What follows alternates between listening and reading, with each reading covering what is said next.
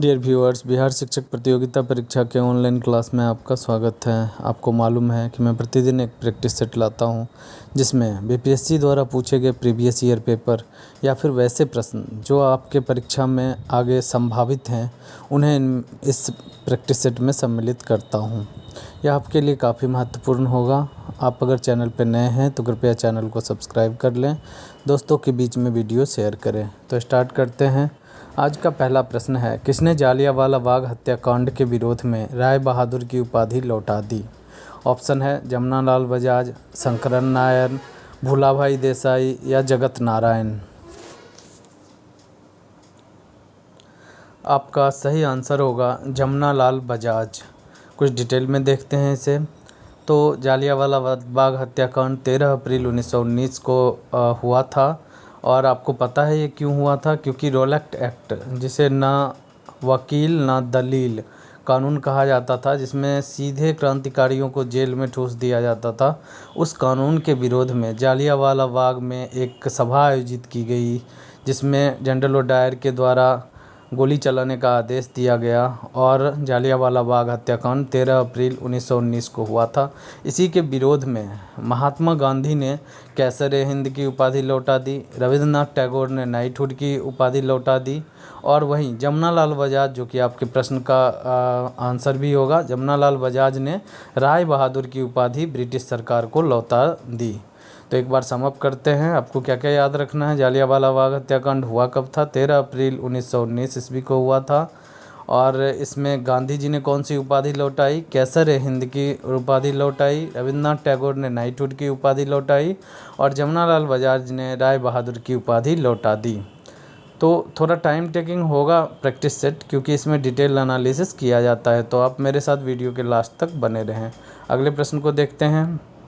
अगला प्रश्न है, भारत सरकार अधिनियम 1919 के अनुसार राज्य परिषद और विधानसभा परिषद का कार्यकाल क्रमशः था। यानी जो भारत सरकार अधिनियम 1919 था, जिसे हम मॉन्टेग्यू चेम्सफोर्ड सुधार अधिनियम भी कहते हैं, इसमें राज्य परिषद जो था उसमें कितना कार्यकाल था और विधान परिषद जो था उसमें कितना कार्यकाल था? तो आपका ऑप्शन है, पहला है 5 साल और 5 साल, या फिर 3 साल और 3 साल, 3 साल 5 साल, या 5 साल और 3 साल। आपका सही आंसर होगा 5 साल। यानी राज्य परिषद का जो कार्यकाल होता था वह 5 साल का था, और विधानसभा परिषद या विधान परिषद जिसे आप कहते हैं, उसका कार्यकाल 3 ईयर्स के लिए होता था। ज़रा डिटेल में देखते हैं। तो आपको दिख रहा है, राज्य परिषद का जो कार्यकाल था वो 5 साल था, और इसमें केवल पुरुष सदस्य होते थे। और आपकी जानकारी के लिए बता दूं कि इसमें सदस्य संख्या, टोटल सदस्य संख्या जो होती थी वह 145 के लगभग थी। किसकी बात हो रही है? राज्य परिषद की। जबकि अगर हम केंद्रीय विधानसभा की बात करें तो उसका कार्यकाल 3 साल का होता था, और उसमें जो सदस्य संख्या थी वह 60, यहाँ पे 60 और 145 मैंने उसके सदस्य संख्या को लिखा है। यानी राज्य परिषद में 145 सदस्य थे जो 5 साल के लिए होते थे, और इसमें केवल पुरुष सदस्य चुने जाते थे। जबकि विधानसभा का जो केंद्रीय विधानसभा का जो कार्यकाल था वह 3 साल के लिए होता था, और इसमें सदस्यों की संख्या 60 होती थी। चलिए अगले प्रश्न को देखते हैं। भारत में 3 स्तरीय पंचायत प्रणाली कितनी जनसंख्या से ऊपर वाले राज्यों में है? तो पूछा गया है कि किस राज्य में त्रिस्तरीय पंचायती राज व्यवस्था होगा। यानी जनसंख्या के आधार पर डिसाइड किया जाता है। तो कितनी जनसंख्या से ऊपर जब राज्य की जनसंख्या होगी तो उसमें त्रिस्तरीय पंचायती राज होना अनिवार्य है। आपसे ये पूछा गया है। ऑप्शन है 15 लाख, 25 लाख, 20 लाख या फिर 30 लाख। तो आपका सही आंसर होगा 20 लाख से ऊपर जब जनसंख्या किसी राज्य में है तो वहाँ पे पंचायती राज व्यवस्था जो है वह अनिवार्य किया गया है। अगले प्रश्न को देखते हैं। फूलों और बीजों को विभिन्न प्रकार के आकर्षक रंग प्रदान करता है। ल्यूकोप्लास्ट, टोनोप्लास्ट, क्रोमोप्लास्ट, इनमें से कोई नहीं। फूलों में जो आप डिफरेंट टाइप्स ऑफ कलर देखते हैं, ये किसकी वजह से आता है? आपसे ये प्रश्न पूछा गया है।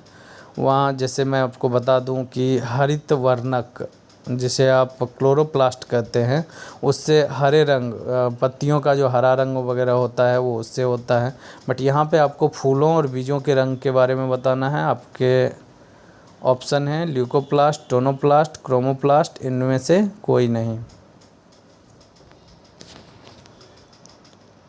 सही आंसर होगा क्रोमोप्लास्ट के द्वारा फूलों और बीजों में आकर्षक रंग प्रदान किए जाते हैं। थोड़ा देख लीजिए डिटेल से। क्रोमोप्लास्ट रंगीन प्लास्टिड है जो जड़ों, पत्तियों, फूलों और पके फलों में पाए जाते हैं। इनमें लिपिड घुला रहता है जिन्हें कैरोटीनॉइड भी कहा जाता है, और यही जो है फूलों में रंग प्रदान करने के लिए जिम्मेदार होता है। अगले प्रश्न को देखते हैं। कोहिनूर हीरा किस खदान से प्राप्त हुआ था? गोलकुंडा, कालाहांडी, पन्ना या फिर बीजापुर?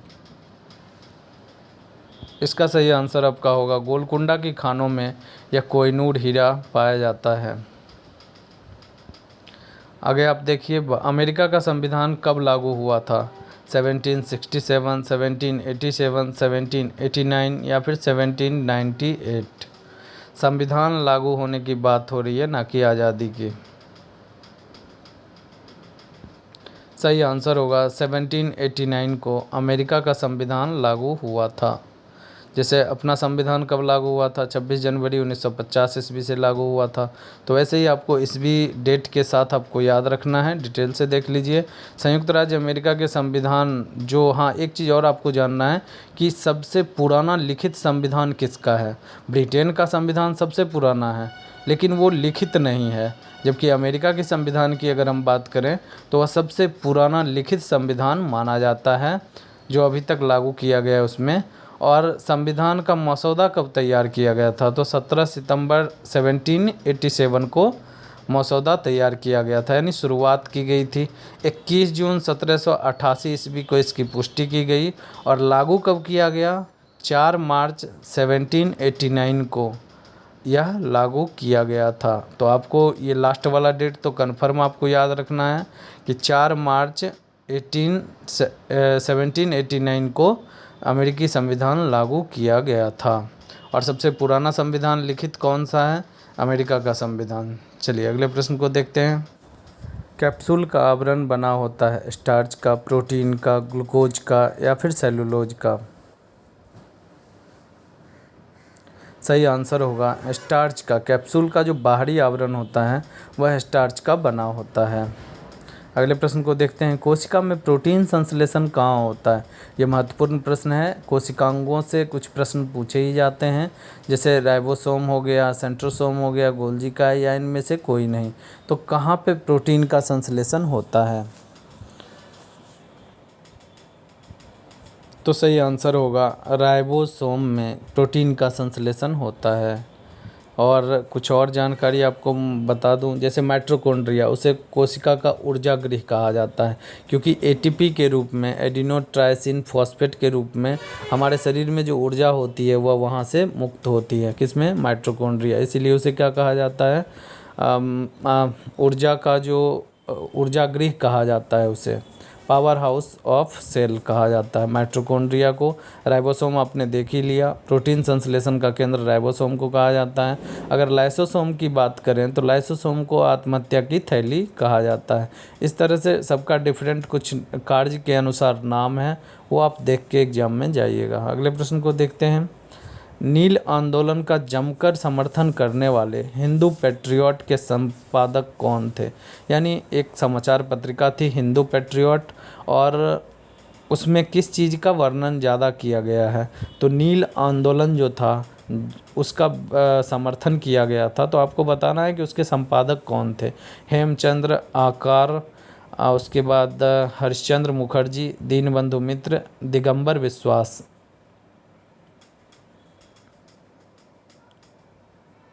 हिंदू पैट्रियट के संपादक कौन थे?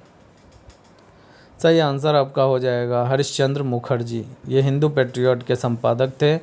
प्रयागराज हल्दिया जलमार्ग को डैश के रूप में भी जाना जाता है? राष्ट्रीय जलमार्ग 1, राष्ट्रीय जलमार्ग 4, राष्ट्रीय जलमार्ग 2, राष्ट्रीय जलमार्ग 3। नेशनल वाटरवे जो है ना, वो चार वाटरवे टोटल हैं। अभी तक, और उसे आपको याद रखना पड़ेगा। जैसे NH आप सुनते हैं ना, NH28, NH30, NH25, NH1, NH2 national highway, तो वो रोड के लिए हो जाता है। लेकिन जब नदियों के बीच से जब रास्ता बनाया गया है तो उसे हम जलमार्ग कहते हैं। और जलमार्ग की बात करें तो अभी तक 4 ज्ञात जलमार्ग है, जिसे मैं डिटेल से बताऊंगा। पहले आप मुझे बता दें कि प्रयागराज से हल्दिया के बीच के जलमार्ग को क्या कहा जाता है। सही आंसर होगा राष्ट्रीय जलमार्ग 1। आगे देखते हैं, राष्ट्रीय जलमार्ग 1 कहाँ से कहाँ तक है? प्रयागराज से हल्दिया, यानी इलाहाबाद से हल्दिया आपके स्क्रीन पे दिख रहा होगा। दूसरा जो है वो धुबरी से सादिया के बीच में है।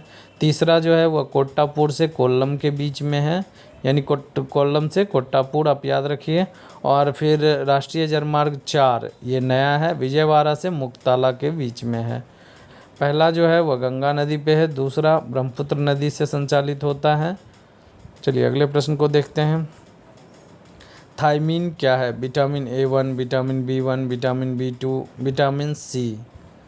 तो मैं उम्मीद करता हूँ कि आपको जितने भी विटामिन हैं बी कम्प्लेक्स ग्रुप में जो भी आते हैं, B1, B2, B5, B7, ये सभी आपको याद होंगे। और उसके अलावा A, C, D, E और K, ये भी विटामिन आपको याद होंगे।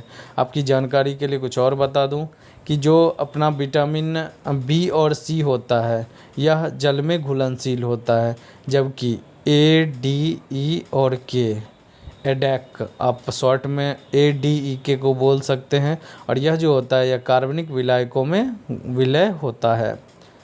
चलिए अभी आप बताइए कि थायमीन क्या है? Vitamin A1, vitamin B1, vitamin B2, vitamin C। सही आंसर होगा विटामिन B1 का ही रासायनिक नाम क्या है? थायमीन है। वहीं पे अगर C की बात करें तो स्कॉर्बिक अम्ल कहते हैं। D की बात करें तो कैल्सीफेरॉल कहा जाता है। आगे देखते हैं, शिशुनाग वंश का अंतिम राजा कौन सा था? कालाशोक, अशोक, नंदीवर्धन, शिशुनाग।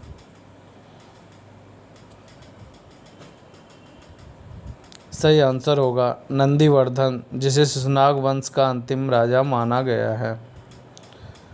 यहाँ पे आप देख सकते हैं 2 प्रमुख राजा, जिसे एक तो आप जान ही गए, नंदीवर्धन को अंतिम राजा कहा गया है। अब शिशुनाग वंश की स्थापना कैसे हुई थी, जरा इस कब हुई थी, और उसके 2 प्रमुख राजा कौन थे, इसे हम जानते हैं। तो शिशुनाग वंश, महाराजा शिशुनाग के द्वारा इसकी स्थापना किया गया था। और नाग दशक की हत्या करने के बाद शिशुनाग राजवंश की स्थापना की गई थी। और इसका कार्यकाल कितना है? 413 से 395 ईस्वी पूर्व तक माना जाता है। टोटल 18 वर्ष ये पहले और दूसरे राजा हैं। और उसके बाद कालाशोक हुए, और कालाशोक शिशुनाग के पुत्र थे। और इनका शासनकाल कब से कब तक था? 395 से 377 ईस्वी। हर्यक वंश के बाद शिशुनाग वंश आया, तो हर्यक वंश के ही राजा थे महाराजा नागदशक, जिनकी हत्या करके शिशुनाग वंश आया। अगले प्रश्न को देखते हैं, कौन सा बहुलक बुलेट प्रूफ जैकेट बनाने में उपयोग किया जाता है? बेकेलाइट, पॉलीएमाइड, टेफ्लॉन या फिर पॉलीयूरेथीन।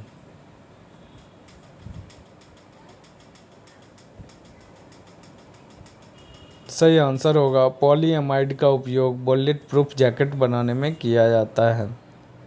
अगला है, निम्न में से किसे रक्षात्मक पदार्थ कहा जाता है? प्रोटीन, कार्बोहाइड्रेट, विटामिन या फिर वसा। रक्षात्मक पदार्थ कहने का मतलब है वो आपके शरीर में रोग रक्षा प्रतिरोधी जो प्रणाली होती है उसको मजबूत करता है। वैसा पदार्थ कौन सा है? जैसे प्रोटीन को बिल्डिंग ब्लॉक्स ऑफ बॉडी कहते हैं, यानी आपके टूटी फूटी कोशिकाओं के मरम्मत में सबसे ज़्यादा प्रोटीन कार्य करता है। अगर ऊर्जा की बात करें तो कार्बोहाइड्रेट और वसा से सबसे ज़्यादा ऊर्जा हमें प्राप्त करती है। अगर कंपैरिजन में इन दोनों में बात करें तो वसा में प्रति ग्राम सबसे ज़्यादा कैलोरी ऊर्जा हमें प्राप्त होती है, उसके बाद कार्बोहाइड्रेट में, और शरीर की मरम्मत करने के लिए प्रोटीन होता है। जहाँ पे अगर हम विटामिन की बात करें तो यह हमारा रक्षात्मक पदार्थ होता है। तो आपका सही आंसर भी यही हो जाएगा, विटामिन। अगला देखते हैं, निम्न में से कौन सी नई अखिल भारतीय सेवाओं की स्थापना कर सकता है। अखिल भारतीय सेवाएं जिसमें आईएएस, आईएफएस और आईपीएस ये सभी आते हैं इसी के अंतर्गत। तो कौन नई अखिल भारतीय सेवाओं का सृजन कर सकता है, किसको यह अधिकार संविधान के द्वारा दिया गया है।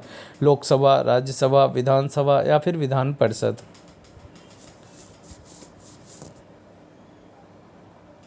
सही आंसर होगा राज्यसभा को नई अखिल भारतीय सेवाओं के सृजन करने का अधिकार है। देख लीजिए डिटेल से, अनुच्छेद 312 जो है संविधान का, उसमें अखिल भारतीय सेवाओं की चर्चा की गई है। और कैसे, इसमें बता ही दिया मैंने, भारतीय प्रशासनिक सेवा आईएएस, भारतीय पुलिस सेवा आईपीएस और भारतीय वन सेवा आईएफएस, इन तीनों को जारी करने का जो कार्य होता है या नई अखिल भारतीय सेवाओं के सृजन का जो अधिकार होता है वह राज्यसभा को होता है। और कैसे कर सकता है राज्यसभा, तो आपको दिख रहा होगा स्क्रीन पे, नई अखिल भारतीय सेवाएं राज्यसभा द्वारा 2/3 बहुमत से हल करने के बाद बनाई जाती है। यानी 2/3 बहुमत से जब पास किया जाता है इसको, तब यह नए कानून के रूप में या नई अखिल भारतीय सेवाओं का सृजन होता है।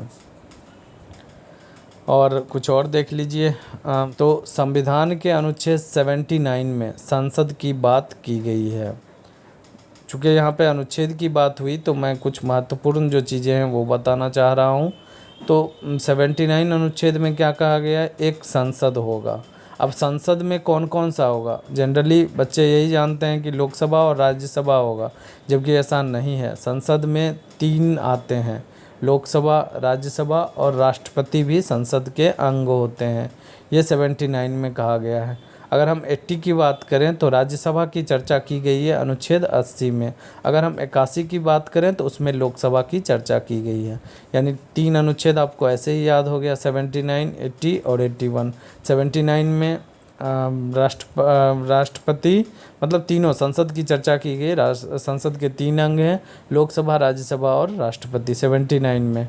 80 में कहा गया है कि राज्यसभा की चर्चा की गई 80 में, और 81 में लोकसभा की चर्चा की गई है। लोकसभा जो होता है, मंत्रिपरिषद जो होता है वह लोकसभा के प्रति उत्तरदायी होता है। और मंत्रिपरिषद की चर्चा किस में किया गया, अनुच्छेद 74 जो है उसमें मंत्रिपरिषद की चर्चा की गई है। और वहाँ पे लिखा है कि राष्ट्रपति को कार्य में मतलब सहायता प्रदान करने के लिए एक मंत्रिपरिषद होगा और उसका जो प्रमुख होगा वह प्रधानमंत्री होगा, ऐसा संविधान में लिखा गया है। इसके बाद आपको पता ही है कि कार्यकारी प्रमुख जो होता है वह या कार्यकारी प्रमुख कहिए या नाम मात्र का प्रमुख कहिए, वह राष्ट्रपति होता है सरकार का। जबकि अगर वास्तविक प्रमुख की बात की जाए तो वह प्रधानमंत्री होता है। आगे देखते हैं, संयुक्त राष्ट्र संघ का ध्वज महासभा द्वारा कब अपनाया गया। संयुक्त राष्ट्र संघ का पहले मैं ध्वज दिखा दूं आपको। ये देखिए, ये जो फ्लैग है यूएन का फ्लैग है। अब आपको बताना है कि ये महासभा के द्वारा, संयुक्त राष्ट्र का एक अंग है महासभा, जिसे हम जनरल असेंबली कहते हैं, उसके द्वारा कब अपनाया गया। तो आपका ऑप्शन है 20 अक्टूबर 1947, 1 जनवरी 1952, 24 जून 1973 या फिर 15 अगस्त 1952। तो सही आंसर होगा 20 अक्टूबर 1947 ईस्वी को। यह जो आप फ्लैग देख रहे हैं, इस फ्लैग को संयुक्त राष्ट्र ने अपने झंडे के रूप में अपनाया। यूएन का ये फ्लैग है। चलिए अगले प्रश्न को देखते हैं। राष्ट्रपति सर्वोच्च न्यायालय के अन्य न्यायाधीशों की नियुक्ति में किससे परामर्श लेता है। भारत के महान्यायवादी से, भारत के विधि मंत्री से, सर्वोच्च न्यायालय के मुख्य न्यायाधीश से, उच्च न्यायालय के मुख्य न्यायाधीश से। अन्य न्यायाधीशों की बात हो रही है। सही आंसर होगा सर्वोच्च न्यायालय के मुख्य न्यायाधीश के परामर्श पर ही राष्ट्रपति अन्य न्यायाधीशों की नियुक्ति करता है। मेढक के हृदय में कितने कक्ष होते हैं। तो आपको ये बताना है 2, 3, 4 या फिर 5।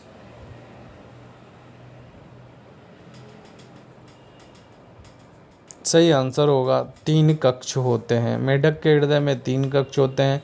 मैमल्स यानी स्तनधारी के हृदय में 4 कक्ष होते हैं। चलिए देखते हैं थोड़ा इसमें। जैसा कि आपको दिख रहा है, मछलियों के हृदय में 2 कक्षीय हृदय होता है, यानी उसमें 2 ही होते हैं। अगर उभयचर और सरीसृपों की बात करें, उभयचर जैसे मेढक हो गया और सरीसृप जैसे मगरमच्छ हो गया, तो इन सभी की अगर हम बात करें तो उसमें 3 कक्ष होते हैं। लेकिन जैसा कि मगरमच्छ आपको बताया तो ये अब बाद में है, इसके हृदय में 4 कोष्ठ होते हैं। 4 कौन कौन सा? अगर मानव की बात करें तो बायां अलिंद, दायां अलिंद, बायां निलय, दायां निलय, ये 4 कक्ष मानव में होते हैं। और मानव के साथ साथ और किस में होता है? तो पक्षियों में भी 4 कक्षीय होता है। एक बार और सम अप कर लीजिए। जो मछलियों में होता है 2 कोष्ठक हृदय होता है, उभयचर और सरीसृप में 3 होता है। लेकिन एक अपवाद आप याद रखिएगा, मगरमच्छ अपवाद है जिसके हृदय में 4 कोष्ठक होते हैं। और पक्षी और स्तनधारी की बात करें तो इसमें 4 कोष्ठक होता है। तो आपका सही आंसर था यहाँ पे। मेढक के हृदय में कितने कक्ष होते हैं? मेढक चूँकि उभयचर है तो उभयचर में 3 कक्ष हैं, तो यहाँ पे आंसर हो जाएगा 3। जिला न्यायालय के निर्णय उच्च न्यायालय के डैश का विषय है, यानी कौन सा विषय हो जाता है? जिला न्यायालय अगर कोई निर्णय दिया तो उच्च न्यायालय उसको किस रूप में देखेगा? सलाहकार, अपीलीय, वास्तविक न्यायिक क्षेत्र का मामला या फिर न्यायिक समीक्षा का मामला?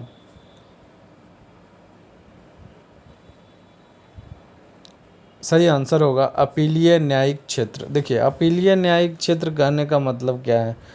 मैं इसको बताता हूँ और एक और टर्म बताऊँगा। कभी कभी आप लिखा हुआ देखिएगा कि सुप्रीम कोर्ट और हाई कोर्ट एक अभिलेख न्यायालय है, तो वो क्या मतलब होता है? ये दोनों इस तरह के प्रश्न पूछे जाते हैं। पहले आपको मैं बताता हूँ कि अपीलीय न्यायाधिकार क्षेत्र क्या है। जैसे जिला न्यायालय में आपके ऊपर कोई केस किया गया और वहाँ से आपको कोई सज़ा दी गई, तो आपके पास अपील करने का अधिकार है कि आप हाई कोर्ट में जाके उसी केस को फिर से खुलवा के उस पर आप चर्चा करवा सकते हैं। तो जिला न्यायालय का जो निर्णय सुनाया गया, आपको जो सज़ा दी गई, वही निर्णय हो गया। और उसके विरुद्ध आप उच्च न्यायालय में जाएंगे। तो उच्च न्यायालय में जब आप जाएंगे तो आप अपील करने के लिए जाएंगे, तो अपीलीय न्यायाधिकार क्षेत्र में आ जाता है। एक टर्म मैंने जैसा आपको बताया कि अभिलेख न्यायालय, उच्च सुप्रीम कोर्ट और हाई कोर्ट को अभिलेख न्यायालय माना जाता है। इसका मतलब क्या हुआ? मान लीजिए कि अगर सुप्रीम कोर्ट ने कोई फैसला किसी केस में सुना दिया है, तो अगर निचली अदालत, चाहे वो हाई कोर्ट हो या फिर, मैं सुप्रीम कोर्ट का पहले बात किया, सुप्रीम कोर्ट ने अगर कोई फैसला सुना दिया है तो निचली अदालत, चाहे वो हाई कोर्ट हो या फिर सेशन कोर्ट या जिला न्यायालय हो, वो जब उसी तरह की कोई सुनवाई कर रही है तो वो सीधे सुप्रीम कोर्ट को कोर्ट करके बोल सकती है कि सुप्रीम कोर्ट ने चूँकि ऐसा किया है इसीलिए मैं भी इस पे सज़ा दे रहा हूँ। यानी वो एक कानून के रूप में बन जाता है, एक तरह से कानून के रूप में बन जाता है हाई कोर्ट और सुप्रीम कोर्ट का डिसीजन। इसी को हम बोलते हैं अभिलेख न्यायालय। अभिलेख न्याय, उसके जो निर्णय होते हैं उसको संरक्षित रखा जाता है आगे के केस के लिए, इसीलिए हम हाई कोर्ट और सुप्रीम कोर्ट को अभिलेख न्यायालय कहते हैं। अगले प्रश्न को देखते हैं। अमोघ वर्ष किस वंश से संबंधित था?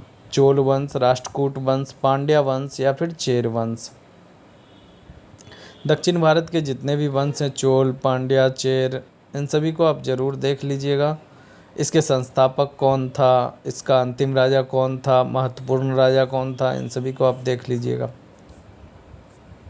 सही आंसर होगा राष्ट्रकूट वंश का शासक था अमोघ वर्ष।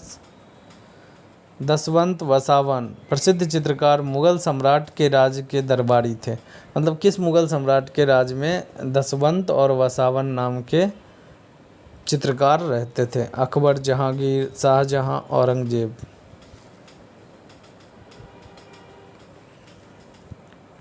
सही आंसर होगा अकबर। अकबर के दरबार में दसवंत और वसावन नाम के चित्रकार रहते थे। जबकि चित्रकला का सबसे ज़्यादा विकास किसके शासनकाल में हुआ था? तो वह जहांगीर के शासनकाल में चित्रकला का सबसे ज़्यादा विकास हुआ था। अगर हम स्थापत्य कला की बात करें, यानी जो मस्जिद, मकबरा, ये सब बनाया गया, वो किसके शासनकाल में हुआ था? तो जहांगीर के शासनकाल में, शाहजहां के शासनकाल में हुआ था।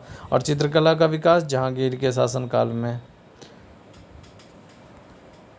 आगे देखते हैं सुपरनोवा है। सुपरनोवा एक क्या है आपको बताना है। ये खगोल विज्ञान से संबंधित है। एक ग्रहिका, एक ब्लैक होल, एक पुच्छल तारा या फिर एक मृतप्राय तारा।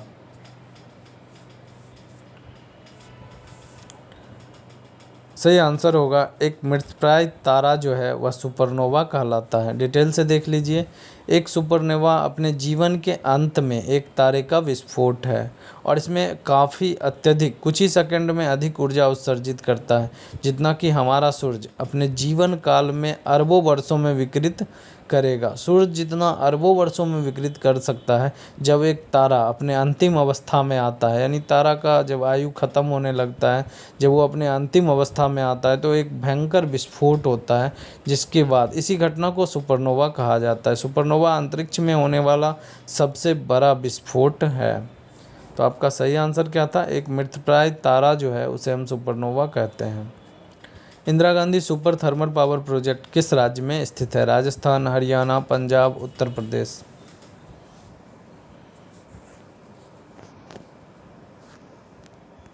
सही आंसर होगा हरियाणा में Indira Gandhi super thermal power project स्थित है। ये सब फैक्चुअल क्वेश्चन है, सीधे याद कर जाइए। किस मुगल बादशाह के आदेश पर 1716 ईस्वी में बांदा सिंह को गुरुदासपुर नांगल नामक स्थान पर पकड़कर मौत के घाट उतार दिया गया था? बंदा बहादुर भी इन्हें कहा जाता था। ये किस बादशाह मुगल बादशाह के आदेश पे ऐसा हुआ था और किस जगह पे हुआ था? गुरुदासपुर नांगल स्थान है जहाँ पे हुआ था। औरंगजेब, फर्रुखसियर और बहादुर शाह। सही आंसर है फर्रुखसियर के आदेश पर बंदा बहादुर या बांदा सिंह को गुरदासपुर नांगल में मौत के घाट उतार दिया गया था। कब? 1716 ईस्वी में। अनुच्छेद 230 के अंतर्गत राष्ट्रीय राजधानी क्षेत्र दिल्ली के प्रशासक की नियुक्ति के पद को कहा जाता है? अनुच्छेद 230 में दिल्ली जो कि एक राष्ट्रीय राजधानी क्षेत्र, और आपको मैंने बताया था 239 AA इसमें चर्चा किया गया है। अनुच्छेद 239 AA इसमें चर्चा किया गया है राष्ट्रीय राजधानी क्षेत्र का। तो उसमें राष्ट्रीय राजधानी क्षेत्र में एक प्रशासक के रूप में नियुक्ति होता है, क्योंकि ये केंद्र शासित प्रदेश होता है। तो इसमें प्रशासक की नियुक्ति की जाती है 230 के तहत। अब उसे क्या कहा जाता है? प्रशासक, उपराज्यपाल, राज्यपाल या फिर लेफ्टिनेंट गवर्नर। सही आंसर होगा लेफ्टिनेंट गवर्नर। राष्ट्रीय राजधानी क्षेत्र के प्रशासक को लेफ्टिनेंट गवर्नर कहा जाता है। किसी सब्जी से प्राप्त ना होने वाला विटामिन कौन सा है? तो सिंपल सा प्रश्न है, आप बता सकते हैं। A1, B1, D और E।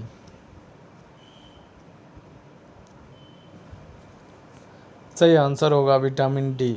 सूरज की जो पहली किरण होती है, अगर सुबह में सूरज की पहली किरण में अगर आप आधा घंटा बैठेंगे तो आपकी त्वचा जो है ये विटामिन डी का निर्माण करती है, तो वहीं से प्राप्त होता है, सब्जी से तो कभी नहीं प्राप्त होगा, इसलिए इसका सही आंसर विटामिन डी हो जाएगा। बिहार में अलग प्रांत के लिए आंदोलन जिसके परिणाम स्वरूप 1911 में बिहार और उड़ीसा जो है ये नए प्रांत का निर्माण हुआ था, दोनों का कंबाइंड रूप में, उसका नेतृत्व किन्होंने किया था? JB कृपलानी, अनुग्रह नारायण सिन्हा, सच्चिदानंद सिन्हा या फिर बिरसा मुंडा। आप जानते हैं बिहार से मतलब बिहार और उड़ीसा को बंगाल से अलग किया गया था। कितने ईस्वी में? 1911 में अलग किया गया था। और फिर उड़ीसा ये जो कंबाइंड प्रांत था उससे बिहार को 1936 के लगभग अलग किया गया था। तो सबसे ज़्यादा अलग बिहार या उड़ीसा की मांग में सबसे ज़्यादा योगदान किनका था? सही आंसर होगा सच्चिदानंद सिन्हा का। आपको स्क्रीन पे दिख रहा होगा। डॉक्टर सच्चिदानंद सिन्हा को आधुनिक बिहार का वास्तुकार माना जाता है और उन्होंने महेश नारायण, कुछ नाम याद रखिएगा क्योंकि बिहार से रिलेटेड जब भी बिहार स्पेशल का प्रश्न आपके एग्ज़ाम में पूछा जाता है तो उसमें छिपे हुए नाम को ही खोज के डाला जाता है। तो उन्होंने महेश नारायण, अली इमाम और अन्य लोगों के साथ बंगाल से बिहार प्रांत के पृथक्करण में महत्वपूर्ण भूमिका निभाई थी। और कब हुआ था? 1911 ईस्वी में। अगला है, किसी न्यायाधीश को एक उच्च न्यायालय से दूसरे न्यायालय में स्थानांतरित करने का अधिकार किसको है? भारत के मुख्य न्यायमूर्ति, भारत के राष्ट्रपति, भारत के विधि मंत्री या फिर केंद्रीय मंत्रिपरिषद को?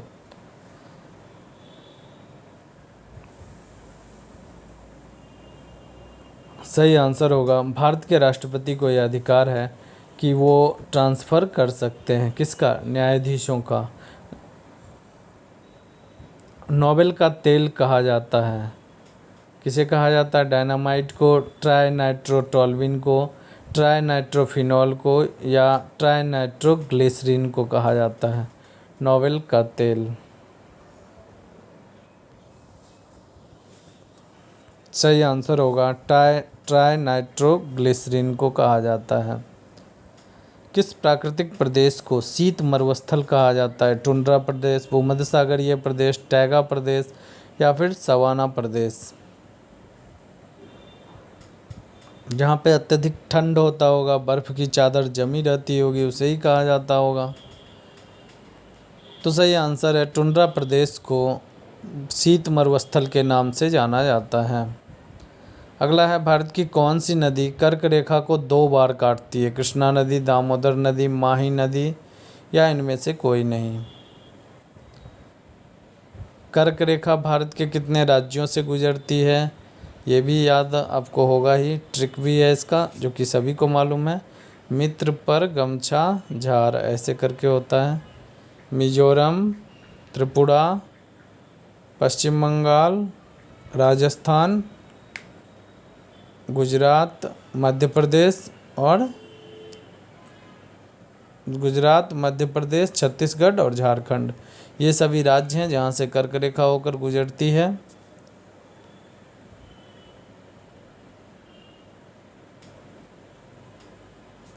सही आंसर होगा माही नदी, जो कि कर्क रेखा को 2 बार काटती है। ज़रा डिटेल से देखते हैं तो कर्क रेखा को 2 बार काटने वाली एकमात्र नदी है जो कि माही नदी है भारत में। और मध्य प्रदेश से कहाँ से निकलती है? मध्य प्रदेश से निकलती है और खंभात की खाड़ी गिरती कहाँ पे है? खंभात की खाड़ी किस साइड? अरब सागर के साइड, यानी पश्चिमी साइड में ये आके गिरती है। और यह 5 पश्चिमी वाहिनी नदियों में से एक है। जैसा कि मैंने बताया, अरब सागर पश्चिम में स्थित है मैप में जब देखिएगा, और पूरब साइड में बंगाल के नीचे या बांग्लादेश के साइड में बे ऑफ बंगाल स्थित है। नीचे हिंद महासागर। भारत 3 ओर से समुद्रों से घिरा हुआ है। तो आपको याद क्या रखना है? कौन सी नदी कर्क रेखा को 2 भाग में काटती है? माही नदी। माही नदी कहाँ से निकलती है? मध्य प्रदेश के पास से निकलती है। कहाँ पे गिरती है? खंभात की खाड़ी में गिरती है। और यह 5 पश्चिम वाहिनी नदी, जिनमें आपको पता ही होगा नर्मदा, ताप्ती, ये सभी नदियाँ, साबरमती हो गया। तो इसका ट्रिक भी मैंने एक बताया है, मेरे ट्रिक्स के वीडियो पे जाके देख लें कि पश्चिम वाहिनी नदियाँ कौन कौन सी है। समानता करके ऐसे कुछ ट्रिक है। जीन शब्द का प्रतिपादन किसने किया था? डी पंत ने, जोहानसन ने, मेंडल ने या फिर डार्विन ने?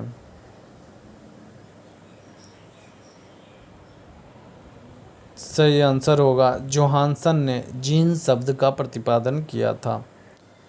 भारतीय संविधान के अनुच्छेद 170 के अनुसार किसी राज्य की विधानसभा के सदस्यों की न्यूनतम और अधिकतम संख्या क्रमशः हो सकती है।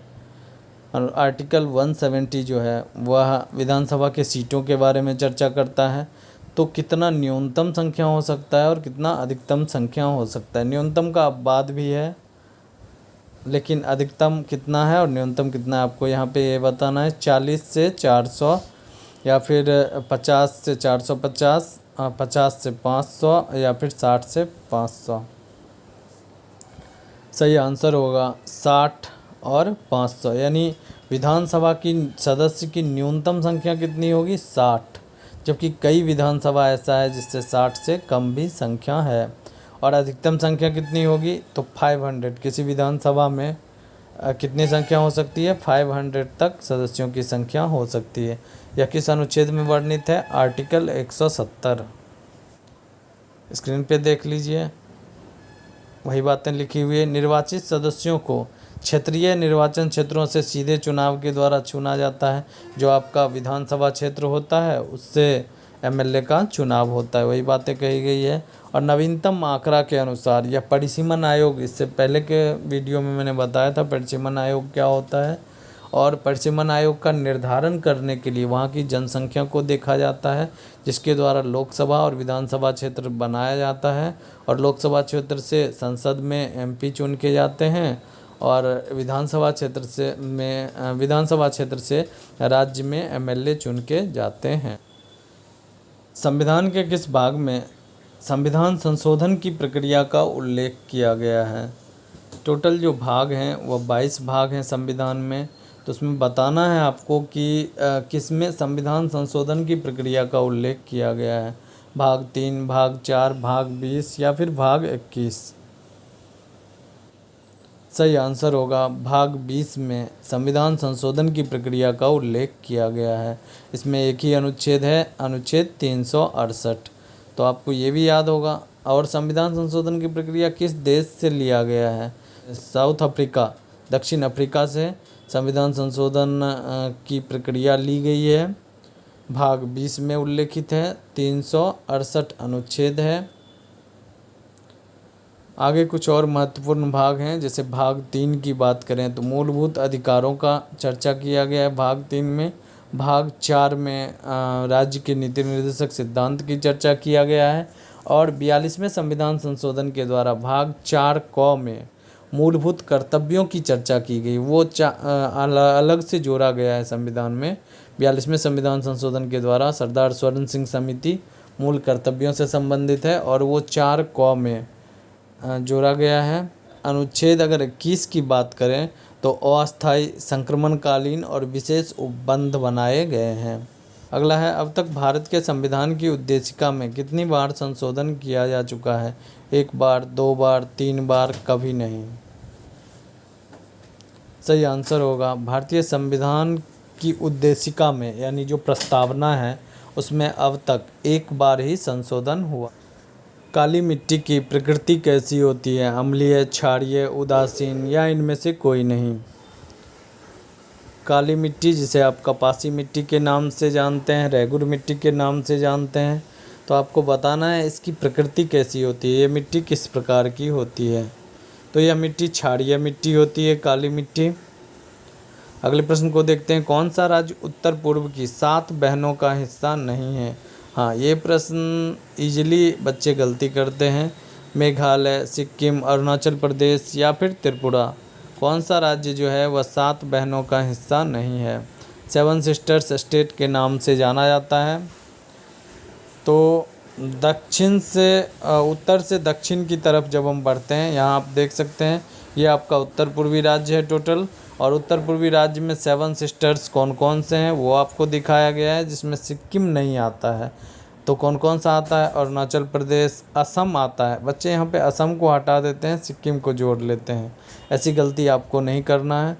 अरुणाचल प्रदेश, असम, नागालैंड, मणिपुर, मिजोरम, त्रिपुरा, मेघालय, ये सभी 7 सिस्टर्स में आते हैं।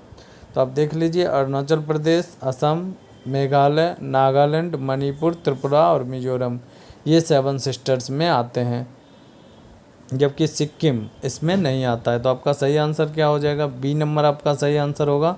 सिक्किम जो है वह 7 सिस्टर्स में नहीं आता, जबकि उत्तर पूर्वी राज्य की अगर हम बात करेंगे तो उसमें सिक्किम आएगा। अगला है, गुरु नानक का जन्म कब हुआ था? 15 अप्रैल 1467 या फिर 15 अप्रैल 1469 या फिर 15 मई 1469 या फिर 5 मई 1468 या 68 कहिए। तो सही आंसर है 15 अप्रैल 1469। गुरु नानक देव का जो जन्म हुआ था वो 15 अप्रैल 1469 को कहाँ पे? लाहौर प्रांत में। अभी वर्तमान में उसको क्या कहा जाता है? ननकाना साहिब, आपने नाम सुना होगा। और ये तलवंडी गांव में हुआ था। अभी उस जगह को ननकाना साहिब के नाम से जाना जाता है। ये कहाँ पे स्थित है? पंजाब में स्थित है। कौन सा पंजाब? जो पाकिस्तान का पंजाब है उसमें स्थित है। तो याद हो गया आपको। उस समय दिल्ली सल्तनत का वो लाहौर प्रांत था। 15 अप्रैल 1494 को तलवंडी में हुआ था और ये सिख धर्म के संस्थापक थे और 10 गुरुओं में सबसे पहले थे। और 10 गुरु का मैंने ट्रिक भी बताया है, वो आप याद कर लें। अंत में इनकी मृत्यु कहाँ हुई थी वो जानना ज़रूरी है और कब हुई थी। 1469 इनका जन्म हुआ था और 1539 में इनकी मृत्यु हुई थी। करतारपुर साहिब में इनकी मृत्यु हुई थी। अभी आपको पता ही है कि करतारपुर कॉरिडोर जो है वो भारत और पाकिस्तान सरकार ने सिख श्रद्धालुओं के लिए खोला है। तो गुरु नानक देव का वो करतारपुर मृत्यु स्थल था, इसीलिए भारत और पाकिस्तान सरकार ने आपस में बात करके इसे खोला है। और गुरु नानक देव का जो उपदेश था उसे गुरु ग्रंथ साहिब, सिर्फ गुरु नानक देव का ही नहीं, अन्य गुरुओं का भी जो उपदेश था उसे गुरु ग्रंथ साहिब में संकलित किया गया। और गुरुमुखी लिपि में जो लिपि बनाई गई वह गुरुमुखी लिपि में किसके द्वारा लिखा गया था? गुरु अर्जुन देव के द्वारा एक जगह संकलित किया गया था। श्रवणबेलगोला में गोमतेश्वर की मूर्ति किसने बनवाई थी? चामुंडा राय ने, चंद्रगुप्त मौर्य ने, कालाशोक ने, अशोक ने। सही आंसर होगा चामुंडा राय ने श्रवणबेलगोला में गोमतेश्वर की मूर्ति बनाई थी। गोमतेश्वर था क्या? तो 10वीं शताब्दी में चामुंडा राय ने बनाया था। यह हसन जिला जो है कर्नाटक का, वहाँ पे श्रवणबेलगोला स्थित है। और ये पहले तीर्थंकर की एक काले पत्थर की मूर्ति है जिसे बाहुबली के नाम से भी जाना जाता है। वो मूवी की बात नहीं हो रही है, ये पहले तीर्थंकर ऋषभ देव जो थे उनकी बात हो रही है, उन्हें बाहुबली के नाम से जाना जाता है। और गोमतेश्वर की मूर्ति श्रवणबेलगोला जैनियों का एक प्रमुख तीर्थ स्थल है। और भी मैंने पिछले ही वीडियो में बताया था, जैन धर्म के 23वें तीर्थंकर जो थे वो पार्श्वनाथ थे और जो 24वें तीर्थंकर थे वो भगवान महावीर को माना जाता है। आप कमेंट करके बताइए कि दूसरे तीर्थंकर कौन थे जैन धर्म के। किस महाद्वीप में उसके संपूर्ण क्षेत्रफल में मैदानी भाग का क्षेत्रफल सर्वाधिक होता है? यूरोप में, एशिया में, दक्षिण अफ्रीका में या फिर उत्तरी अमेरिका में? दक्षिण अमेरिका में या फिर उत्तरी अमेरिका में, यानी टोटल क्षेत्रफल में सबसे ज़्यादा मैदानी भाग कहाँ पे पाया जाता है, किस महाद्वीप में? सही आंसर है दक्षिण अमेरिका महाद्वीप के मैदानी भाग सबसे अधिक हैं। आज भर के लिए इतना ही, मिलते हैं कल नए प्रैक्टिस सेट के साथ। तब तक मैं आपसे एक बार फिर से कहना चाहूँगा, अगर आप चैनल पर नए हैं, अभी तक अपने चैनल को सब्सक्राइब नहीं किया है तो कृपया चैनल को सब्सक्राइब कर लें, वीडियो को लाइक और शेयर करना ना भूलें। मिलते हैं कल नए प्रैक्टिस सेट के साथ। जय हिंद।